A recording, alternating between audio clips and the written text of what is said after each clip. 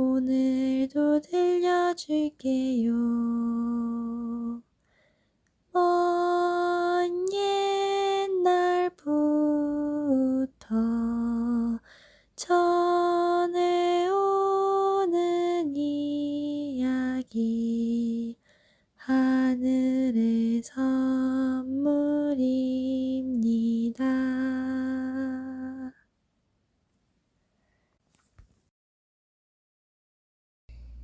옛날 옛적에 한 가난한 여자가 아들을 낳았어요. 하지만 그 아이에게는 머리만 있고 몸이 없었어요. 남편은 아이를 부끄럽게 여겨 그냥 죽이려고 했어요. 그러나 아내는 기영하건 정상하건 아이는 다 같은 아이라고 주장하면서 극구 반대했어요. 그러자 아이가 이렇게 말했어요. 엄마, 저는 엄마에게 매우 고맙게 생각하고 있어요. 엄마가 나이가 들어 힘이 없어지면 그때는 엄마를 부양하는 귀한 아들이 될게요. 어머니가 이웃 사람들에게 이 이야기를 들려주자 사람들은 크게 놀라며 아이를 보러 왔습니다. 그 후 마을 사람들 모두 이 아이를 머리님이라고 불렀어요. 몇 주 후 머리님은 어머니에게 자기를 상인 우두머리에게 데려가 달라고 부탁했어요. 그래서 어머니는 그 아이를 상인에게 데려갔어요. 머리님은 상인 우두머리에게 말했어요. 아저씨, 은양 1000개를 저희 어머니께 주시면 제가 아저씨의 노예가 될게요.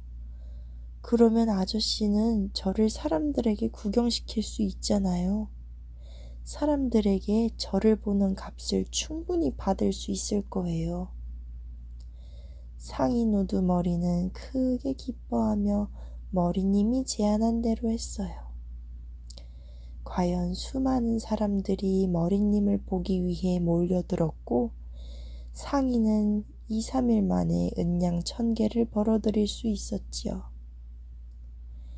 그러던 어느 날 외국에서 7 상인의 배가 왔어요. 머리님은 상인 우두머리에게 말했어요. 아저씨, 저는 충성스럽고 헌신적으로 아저씨를 섬겼어요. 이제는 제가 외국을 여행해서 여러 모험도 경험도 할 수 있도록 해주세요. 저 외국 상인들에게 저를 은양 1000개를 받고 노예로 파세요. 상인 우두머리는 머리님이 매우 마음에 들고 정도 들어서 헤어지고 싶지 않았어요. 하지만 머리님을 기쁘게 하기 위하여 은양 1000개를 받고 7척의 배 가운데 한 배의 선원에게 머리님을 팔았어요. 얼마 후 7척의 배는 항해를 시작했어요. 그런데 항구를 떠난 지 2-3시간 만에 무시무시한 폭풍이 불어와 머리님이 탄 배가 다른 배들과 떨어지게 되었어요. 폭풍이 사흘 내내 몰아치다 자고 나자 배는 그 자리에 멈춰버렸어요.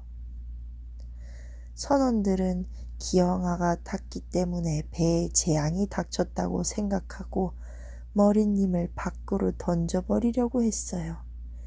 그러자 머리님이 말했어요. 뭐라고요? 저를 배 밖으로 던진다고요? 아저씨들 조금만 참으세요. 대신 저를 돛대 꼭대기에 매다세요. 선원들은 머리님의 말대로 그를 돛대 꼭대기에 매달았어요. 머리님이 한번 후 입김을 불자 배는 미끄러지듯 전진하기 시작했어요. 선원들은 머리님에게 매우 고마움을 느껴 더 이상 그를 노예라고 생각지 않았어요. 머리님은 쉬지 않고 바람을 불어 배는 마침내 한 쾌적한 섬에 다다랐죠. 머리님은 그 섬이 매우 마음에 들어 그곳에서 며칠 머무르자고 말했어요.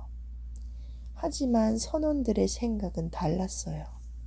그 섬은 그들의 고국에서 별로 멀리 떨어져 있지는 않지만 괴물들이 득실거리고 있어 언제나 피해 다니던 곳이었거든요.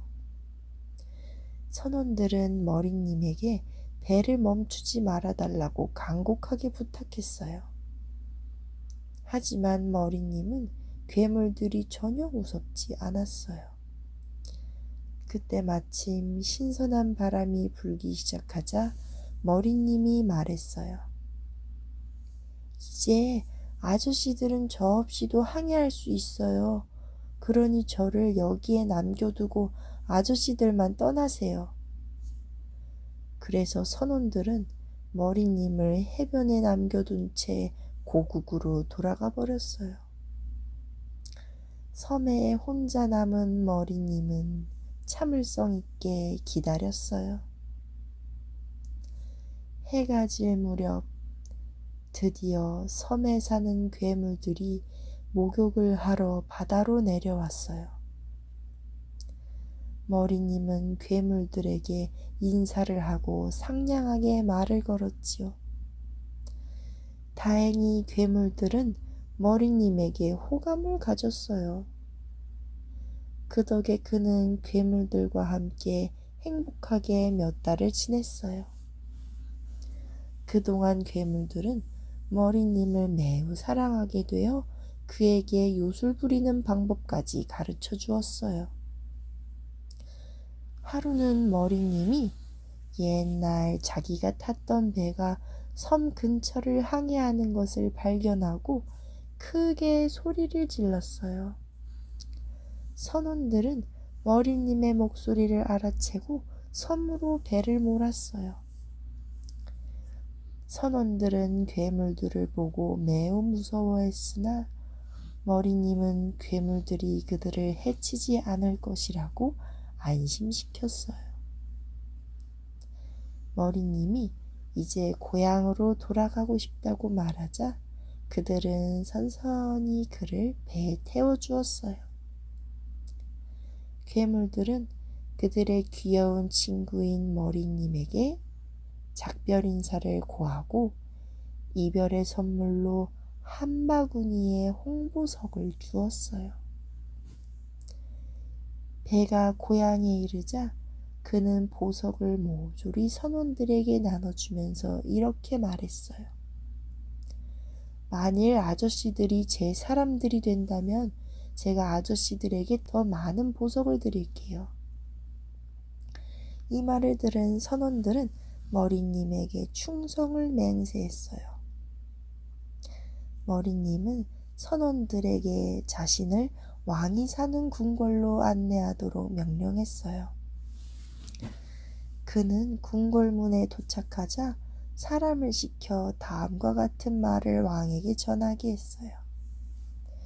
만약 나 머리님을 공주와 결혼시켜 나라를 물려주지 않는다면 나는 여기 있는 이 사람들과 함께 궁궐을 파괴해버릴 것이요. 왕의 대신들은 침입자가 누구인가를 보러 궁궐문으로 나왔다가 머리님을 보고 한바탕 웃음을 터뜨렸어요. 그들은 머리님을 손끝으로 툭툭 건드리며 비아냥거렸어요. 아니 너는 몸도 없고 머리만 있는 기형아에 불과하지 않느냐? 그리고 네 부하들이란 배에서 나온 불량배들에 지나지 않고 말이야. 바로 그때 머리님은 코담배갑을 꺼내어 괴물들이 가르쳐준 대로 요술을 부렸어요. 그러자 즉시 코담배갑에서 완전 무장을 한 수천 명의 마법 병사들이 차례로 나타나 궁궐을 완전히 포위했어요. 왕은 변변히 저항도 못해보고 항복할 수밖에 없었지요. 이리하여 머리님은 공주와 결혼하여 나라를 다스리게 되었어요. 성대한 결혼식이 치러졌어요. 사람들이 벌떼처럼 모여들었고요. 그리고 결혼식이 끝났을 때 놀라운 일이 벌어졌어요. 머리님은 더 이상 기괴한 불구자가 아니었어요. 어느새 훌륭한 몸을 가진 멋진 청년으로 변해 있었던 것입니다.